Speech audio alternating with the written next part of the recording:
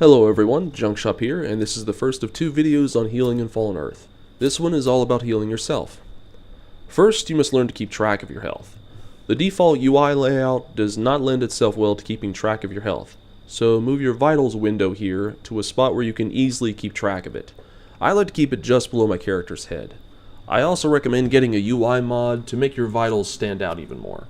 I'll provide a link in the video description to a Fallen Earth forums page on UI mods.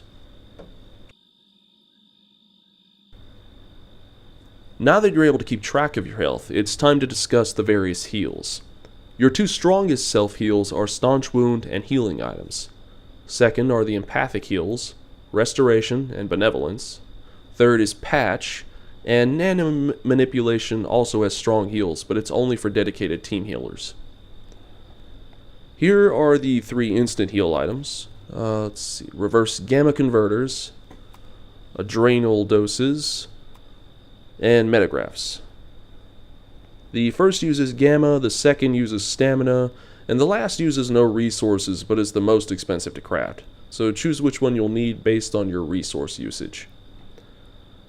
Using items require no skills and no actions interrupt their usage. Items have a hidden cast time of 1 second and a 1-minute cooldown, so use them sparingly. Carry a good supply if you intend to do some PvP. Staunch Wound is your best instant heal. It has a 2-second cast time and 6-second cooldown. Movement does not interrupt casting, but attacking does, so get in the habit of using Staunch Wound whenever you reload. Staunch Wound requires bandages, so keep a good supply.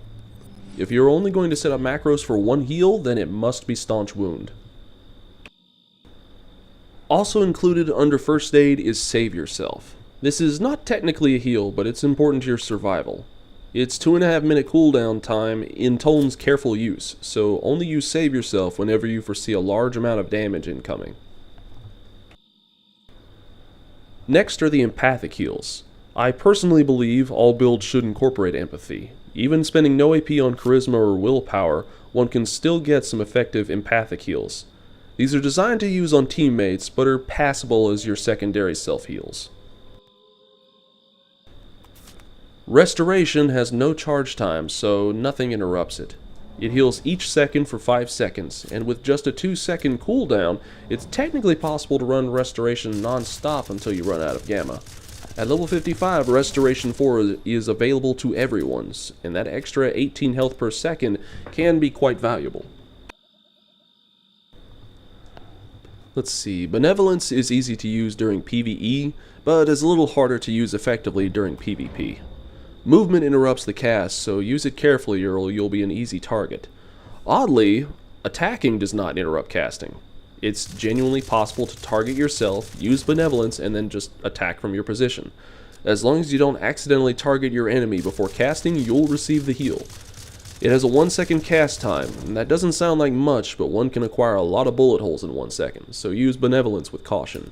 I almost exclusively use Benevolence for healing teammates. At level 55, Benevolence 5 is available to everyone.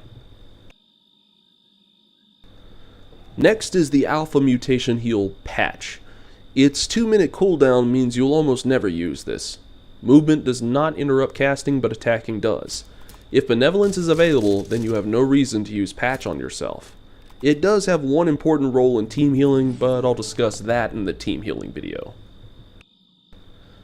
Nano Manipulation includes some mass heals that you can technically use just on yourself, but I do not recommend wasting the AP on Nano if you only need solid self-heals. I'll discuss Nano Manipulation in detail in the team healing video. Now you know what the various heals can do. Next, we'll speed up your healing time by adjusting your keymap or macros. Open your options menu and select the keymap tab. The keys nearest to your WASD keys will now be your best friends, and if you have a gaming mouse, this is what your extra buttons are for. Target Self is set to F1 by default. Now that's a bit of a reach, so definitely put it a lot closer. I recommend using Z, so targeting yourself is just the flick of a finger away. Alright, there is a long list of action slots for your keymap. I have C, tab, and space using action slots. If you're using a gaming mouse, this is where you'll add your spare buttons. I've mapped the other keys near my WASD keys to other functions.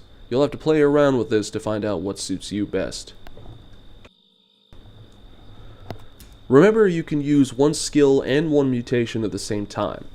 For example, my quarter-second self-heal ritual is pressing Z to target myself, then C and spacebar at the same time to use Staunch Wound and Restoration together.